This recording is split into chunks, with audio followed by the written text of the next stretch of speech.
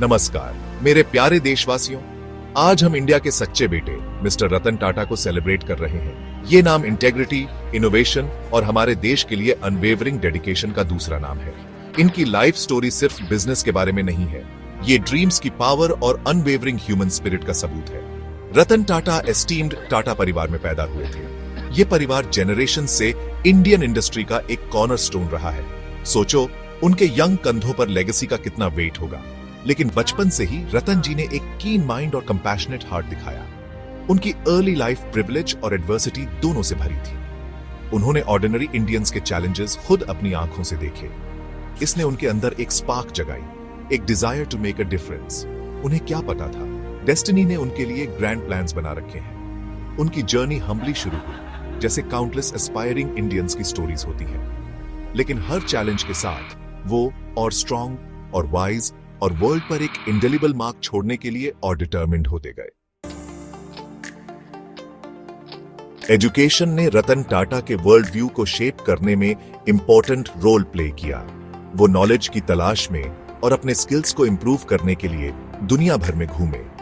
Cornell university के hallowed halls से लेकर मुंबई की बस्लिंग स्ट्रीट्स तक हर एक्सपीरियंस ने उनकी वर्ल्ड की अंडरस्टैंडिंग में एक नया लेयर ऐड किया। इमेजिन करो यंग रतन को आर्किटेक्चर और स्ट्रक्चरल इंजीनियरिंग की डिग्रीज के साथ इंडिया वापस आते हुए। वो इजीली कंफर्ट और प्रिविलेज वाली लाइफ चूज कर सकते थे, लेकिन उनका दिल कुछ और चाहता था, अपने देश के लिए कंट्रीब्यूट करने का चांस। उन्होंने अपना करियर टाटा स्टील के फैक्ट्री फ्लोर से शुरू किया। Can you picture it? Tata family का एक यंग सायन ऑर्डिनरी वर्कर्स के साथ टायरलेसली काम कर रहा है। इस एक्सपीरियंस ने उनमें हार्ड वर्क, परसिवियरेंस और कॉमन मैन के लिए एम्पैथी की वैल्यू डाली। इन अर्ली डेज ने उस लीडर की फाउंडेशन रखी जो वो बनने वाले थे। एक ऐसा लीडर जो न सिर्फ बिजनेस की इंट्रिकेसीज समझता था, बल्कि मिलियंस ऑफ इंडियंस की एस्पिरेशंस भी। टाटा ग्रुप जैसे स्प्रॉलिंग कंग्लोमरेट की कमान संभालना कोई मामूली बात नहीं थी। रतन टाटा ने अपने इनिशियल ईयर्स में कई चैलेंजेस फेस किए। उन्हें कॉम्प्लेक्स बिजनेस डायनामिक्स नेविगेट करने थे, डाइवर्स स्टेक होल्डर्स मैनेज करने थे और रैपिडली चेंजिंग ग्लोबल लैंडस्केप के थ्रू कंपनी को स्टीयर करना था। Imagine the pressure. उन्हें जेनरेशन से बने एक लेगेसी को लीड करने का काम सौंपा गया था।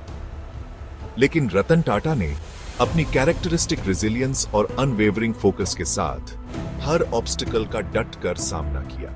उनकी अर्लीस्ट टेस्ट्स में से एक इकोनॉमिक अनसर्टेनिटी के पीरियड में आई।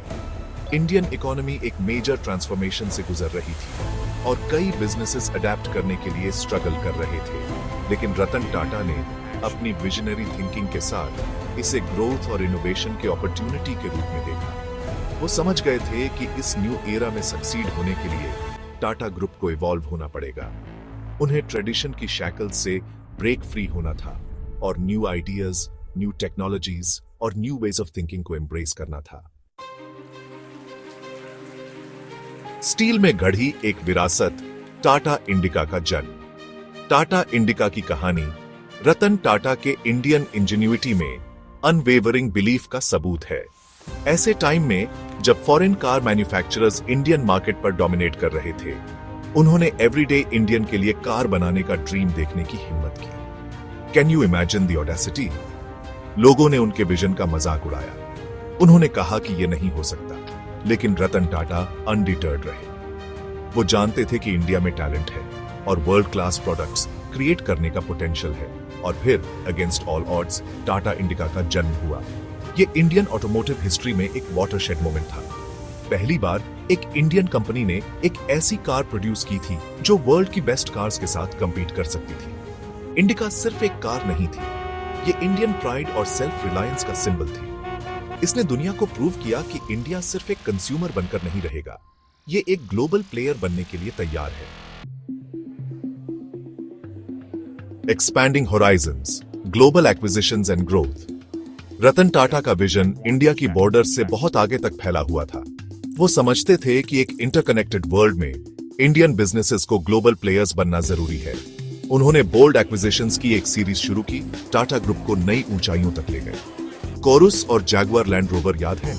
ये सिर्फ बिजनेस डील्स नहीं थे, ये स्ट्रेटेजिक मास्टर स्ट्रोक्स थे जिन्होंने टाटा ग्रुप को एक ग्लोबल पावर हाउस में ट्रांसफॉर्म कर दिया। ये एक्विजिशन सिर्फ ब्रांड्स एक्वायर करने के बारे में नहीं थे, ये नॉलेज, टेक्नोलॉजी और एक्सपर्टीज एक्वायर करने के बारे में थे। रतन टाटा समझते थे कि बेस्ट के साथ कंपीट करने के लिए आपको बेस्ट से सीखना होगा। इन ग्लोबल एंडेवर्स ने न सिर्फ टाटा ग्रुप को प्रेस्टीज दिलाई, बल्कि वर्ल्ड स्टेज पर इंडियन टैलेंट के लिए न्यू अपॉर्चुनिटीज भी क्रिएट किए। ये एक ऐसे लीडर के विजन और करेज का प्रमाण था जिसने बड़े सपने देखने की हिम्मत की। एक सुनहरा दिल, फिलैंथ्रोपी एंड सोशल इंपैक्ट। लेकिन रतन टाटा की स्टोरी सिर्फ बिजनेस और प्रॉफिट्स के बारे में नहीं है। ये कंपैशन, एम्पैथी और सोसाइटी को गिविंग बैक करने की भी स्टोरी है। वो ट्रूली सबका साथ, सबका विकास के स्पिरिट को एम्बॉडी करते हैं। टाटा ट्रस्ट्स उनके गाइडेंस में इंडिया में सोशल चेंज में सबसे आगे रहे हैं। उन्होंने health care, education, poverty alleviation और डिजास्टर रिलीफ जैसे एरियाज में टायरलेसली काम किया है। सोचो, उन्होंने कितनी लाइव्स टच की होंगी। रतन टाटा बिलीव करते हैं कि ट्रू सक्सेस सिर्फ वेल्थ एक्यूमुलेट करने में नहीं है, बल्कि उस वेल्थ को दूसरों की लाइव्स में मीनिंगफुल डिफरेंस लाने के लिए यूज करने में है। वो अक्सर कहते हैं, power is about enabling others to do things, not doing things yourself. उनकी लाइफ एक शाइनिंग एग्जाम्पल है कि कैसे बिजनेसेस एक फोर्स फॉर गुड हो सकते हैं, कैसे वो सोसाइटी में पॉजिटिव चेंज के कैटलिस्ट्स बन सकते हैं।